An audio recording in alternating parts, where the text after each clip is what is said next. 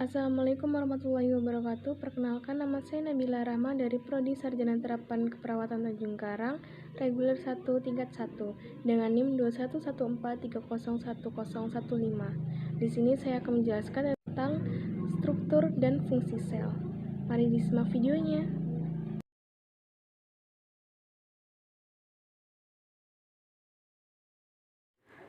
Pada video kali ini, kita akan membahas tentang struktur dan fungsi sel serta pembelahan sel.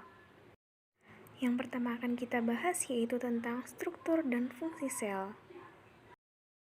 Sel merupakan unit terkecil dari makhluk hidup. Kenapa demikian? Karena makhluk hidup atau individu tersusun atas sistem organ. Sistem organ tersusun atas organ. Organ tersusun di atas jaringan. Dan jaringan tersusun atas kumpulan-kumpulan sel. Sel juga diartikan sebagai unit struktural dan fungsional penyusun makhluk hidup. Artinya, semua makhluk hidup terdiri dari sel. Karenanya, sel disebut unit struktural kehidupan, sedangkan sel disebut unit fungsional kehidupan karena sel mampu menjalankan semua fungsi kehidupan seperti nutrisi, ekskresi, respirasi, dan lain-lain.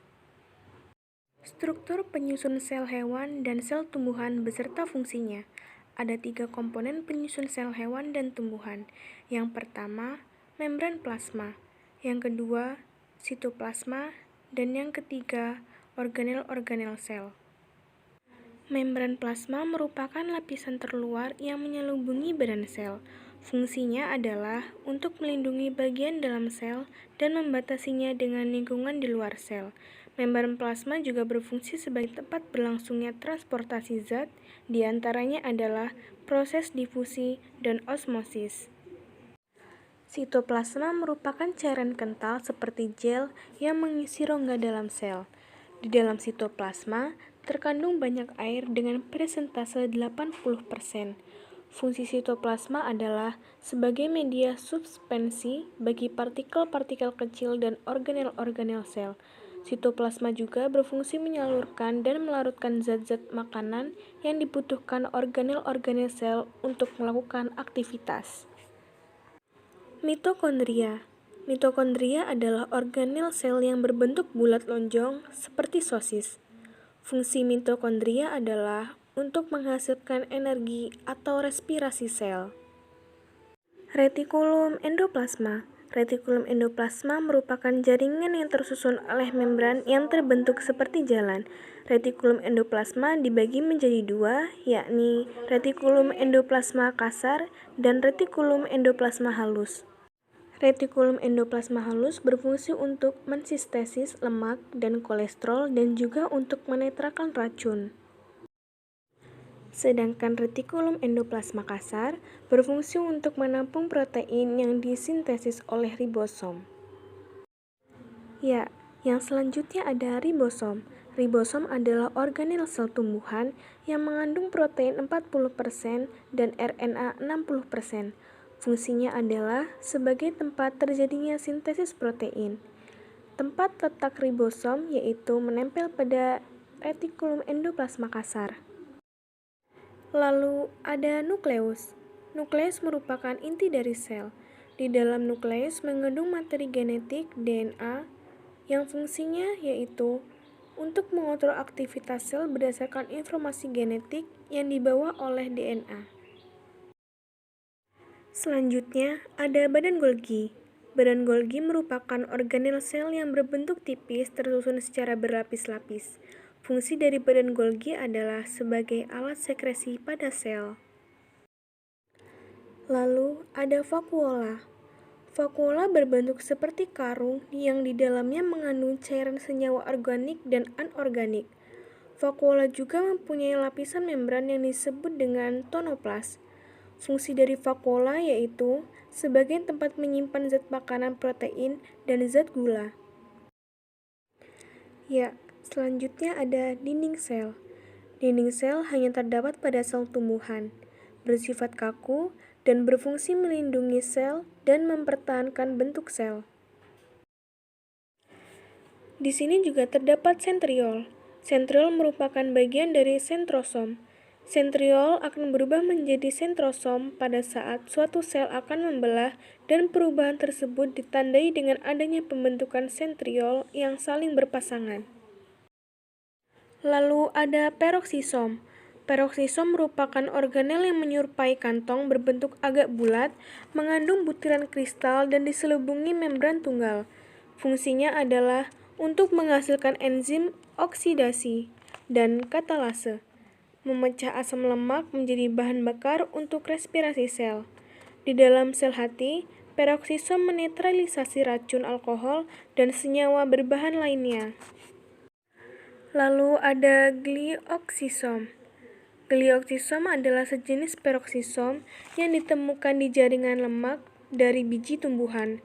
Fungsinya adalah untuk menghasilkan enzim yang dapat mengubah asam lemak menjadi gula, yang akan digunakan sebagai sumber energi saat biji sedang berkecambah. Selanjutnya ada sitoskeleton. Sitoskeleton merupakan kerangka sel yang kuat dan lentur berupa jalinan serabut yang tersebar di seluruh sitoplasma.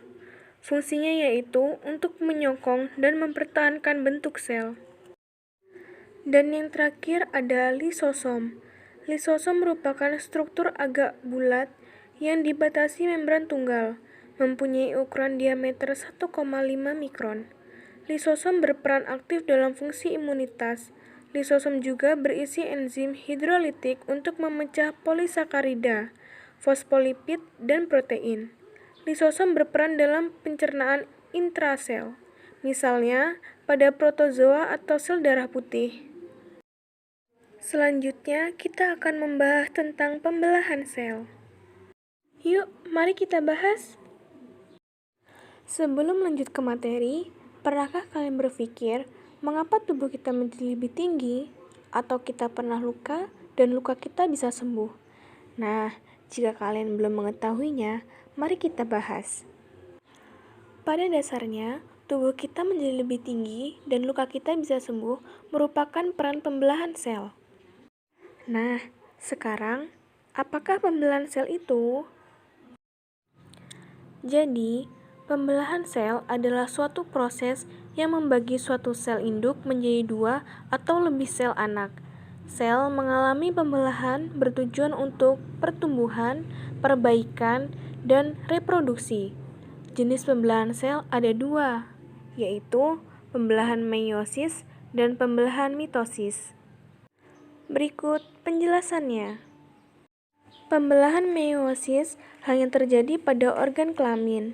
Pembelahan meiosis berfungsi untuk menghasilkan sel gamet, yaitu sel telur dan sel sperma. Melalui pembelahan ini akan dihasilkan sel anak yang mempunyai kromosom setengah dari kromosom sel induk. Pembelahan meiosis adalah pembelahan sel yang menghasilkan 4 sel anakan yang masing-masing sel memiliki setengah dari jumlah kromosom sel induk. Jumlah kromosom yang dimiliki oleh sel anakan adalah N, atau disebut dengan haploid. Maka, pembelahan sel meiosis disebut pembelahan reduksi. Adapun fase-fase pembelahan meiosis mirip dengan fase-fase pembelahan mitosis. Pembelahan meiosis berlangsung dalam dua tingkat, yaitu meiosis 1 dan meiosis 2. Fase pembelahan meiosis 1 adalah profase 1. Pada tahapan ini, pertama membran inti memulai rusak menjadi bagian-bagian kecil yang dikenal dengan fragmen dan berbentuk gelendang belahan. Pada fase pembelahan meiosis 2, yaitu profase 2, di mana membran inti mulai rusak menjadi bagian-bagian kecil yang dikenal dengan fragmen dan terbentuk gelondong pembelahan, dan selanjutnya kromatid mulai bergerak ke bidang pembelahan. Yang selanjutnya yaitu pembelahan secara mitosis. Pembelahan mitosis terjadi pada sel-sel tubuh yang dikenal dengan sel somatik, yaitu dalam makhluk hidup. Pada pembelahan ini dihasilkan sel anak yang mempunyai jumlah kromosom sama dengan jumlah sel induk. Pembelahan mitosis adalah tipe pembelahan sel yang menghasilkan dua sel anakan. Sel anakan ini mempunyai karakteristik identik secara genetika dengan sel induk.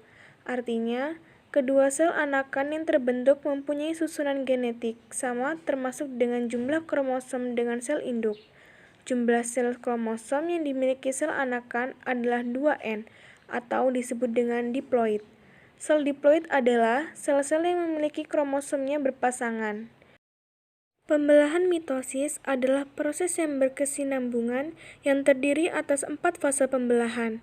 4 fase pembelahan mitosis adalah profase, metafase, anafase, dan telopase. Pada tahap akhir, pembelahan mitosis yang disebut dengan fase telopase umumnya selalu diikuti pembelahan sitoplasma yang disebut sitokinesis. Saat sitokinesis terbentuk, cincin pembelahan yang berfungsi membagi sitoplasma sehingga terbentuk dua sel anakan. Fase-fase pembelahan mitosis atau tahapan pembelahan mitosis sebagai berikut. Yang pertama yaitu profase. Pada tahapan ini, awalnya membran inti mulai rusak menjadi bagian-bagian kecil yang dikenal dengan fragmen. Kemudian benang-benang kromatid memadat menjadi kromosom. Yang kedua, tahapan metafase. Pada tahapan ini, kromosom berjejer pada bidang pembelahan. Yang ketiga yaitu anafase. Pada tahapan ini, kromatid saudara dari setiap pasangan memisah menuju kutub yang berlawanan. Pada akhir anafase, kedua sel memiliki kromosom yang jumlahnya sama. Dan yang keempat ada telopase. Pada awalnya, membran inti mulai kembali bergabung, kemudian kromosom mulai merenggang. Dan sekarang kita akan membahas tentang jaringan. Yang pertama ada jaringan epitel. Sebelum masuk ke jaringan epitel, apa yang dimaksud dengan jaringan ya? Jaringan merupakan sekumpulan sel yang melakukan fungsi tertentu tergantung dari jenis jaringan apa. Masih pada ingat nggak? Ada berapa ya jaringan dalam tubuh manusia? Ya, ada 4, yaitu jaringan epitel, jaringan ikat, jaringan otot, dan jaringan saraf. Hari ini kita akan membahas tentang jaringan epitel, dimulai dari definisinya. Apa sih yang dimaksud dengan jaringan epitel? Jaringan epitel merupakan sekumpulan sel yang memiliki karakteristik sebagai berikut. Karakteristik pertama adalah bahwa jarak antar sel dalam jaringan epitel sangat rapat. Membran plasma antara sel seperti saling menyentuh. Beda dari jaringan ikat, yang jarak antar selnya itu jauh-jauhan, di mana di selnya itu banyak ekstraseluler matriks. Karakteristik berikutnya dari jaringan epitel adalah bahwa sel-selnya itu duduk di atas yang namanya basement membran. Basement membran ini merupakan sebuah materi yang memisahkan antar jaringan epitel dengan jaringan yang ada di bawahnya, seperti jaringan ikat. Karakteristik ketiga dari jaringan epitel adalah bahwa jaringan ini merupakan jaringan yang avaskuler, yaitu tidak mempunyai pembuluh darah. Karakteristik keempat dari jaringan epitel yaitu jaringan ini dapat berbentuk satu lapisan atau juga bisa beberapa lapis. Karakteristik terakhir dari jaringan epitel bahwa jaringan ini dapat diklasifikasikan menjadi dua yaitu glandular dan conferring lining. Jadi dapat disimpulkan bahwa jaringan epitel merupakan sekumpulan sel yang jaraknya rapat-rapat, avaskuler, duduk di antara basement membran, dapat berupa satu lapisan sel atau berlapis-lapis, dan dapat berupa lapisan terluar atau terdalam dalam bagian-bagian dalam bentuk tubuh kita, atau dapat berperan sebagai pembentuk kelenjar-kelenjar tubuh. Jaringan epitel memiliki 4 fungsi. Yang pertama, fungsi proteksi, seperti jaringan epitel yang ada di kulit kita yang melindungi tubuh kita dari trauma-trauma dari luar tubuh kita. Lalu, fungsi sekresi dan absorpsi, seperti jaringan epitelium yang ada di dalam saluran pencernaan kita.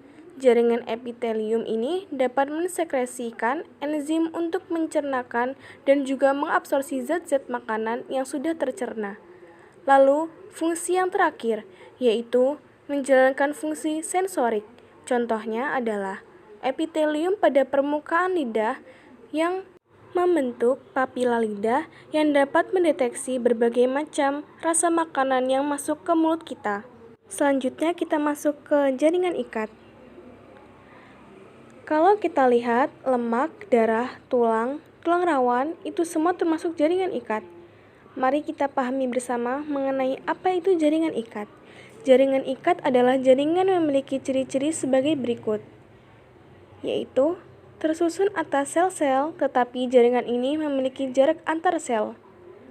Ruang antar sel dipenuhi oleh matriks ekstraseluler, yang ekstra artinya luar, serta seluler artinya sel. Jadi, matriks ekstraseluler merupakan bahan atau material yang lokasinya di luar sel. Dan ternyata, komponen matriks ekstraseluler merupakan komponen tidak hidup, karena hanya tersusun oleh air dan materi organik seperti protein dan polisakarida. Berpembuluh darah berbeda dengan jaringan epitel yang tidak memiliki pembuluh darah. Maka dari itu, ini adalah alasan mengapa jaringan ikat pada umumnya sampingan dengan jaringan epitel. Jaringan ikat berasal dari mesenkim. Saat manusia masih menjadi embrio, manusia tersusun atas 3 jenis jaringan embrionik. Yang pertama, kita sebut ektoderm. Yang paling tengah, kita sebut mesoderm. Dan yang paling bawah, endoderm. Nah, mesodermnya ini akan berubah menjadi mesenkim. Dan mesenkim ini akan berubah menjadi jaringan ikat. Dan otot serta ini menjadi ciri khas dari jaringan ikat yang membedakannya dengan jaringan lain, seperti epitel dan jaringan saraf yang berasal dari ektoderm. Jadi, sekarang kita bisa tahu kenapa meski lemak, darah, dan tulang, dan lainnya itu wujudnya dari luar itu berbeda. Karena secara histologi, ternyata ada ciri-ciri yang mereka semua miliki yang menggolongkannya semua menjadi jaringan ikat. Selanjutnya kita masuk pada jaringan saraf. Jaringan saraf tersusun dari sel saraf atau neuron. Nah, neuron ini terdiri dari 2 komponen utama. Yang pertama ada badan sel dan serabut. Serabut sendiri ada 2 macam. Yang pertama ada akson, kemudian ada dendrit. Pertama yang kita bahas dahulu adalah dendrit. Dendrit ini berfungsi untuk menerima rangsangan dari reseptor yang nantinya rangsangan tersebut akan diteruskan ke badan sel. Selain ada dendrit, sudah pasti ada badan sel. Sama seperti sel-sel lainnya, di sini ada nukleus yang berfungsi mengatur aktivitas sel saraf. Kemudian, badan sel bisa dikatakan berfungsi meneruskan rangsangan yang berasal dari dendrit menuju ke akson. Maka, selanjutnya ada akson atau neurit, merupakan serabut yang panjang dan berfungsi untuk meneruskan rangsangan baik ke sel saraf lain ataupun otot. Di bagian ujung nanti ada terminal sinapsis. Di bagian terminal sinapsis ini ada bagian prasinapsis, sinapsis, postsinapsis yang berfungsi sebagai tempat meneruskan impuls atau rangsangan di bagian akson ini, yang ditutupi atau dilindungi oleh seludung atau selubung mielin. Selubung mielin ini ada yang menebal dan ada yang menipis.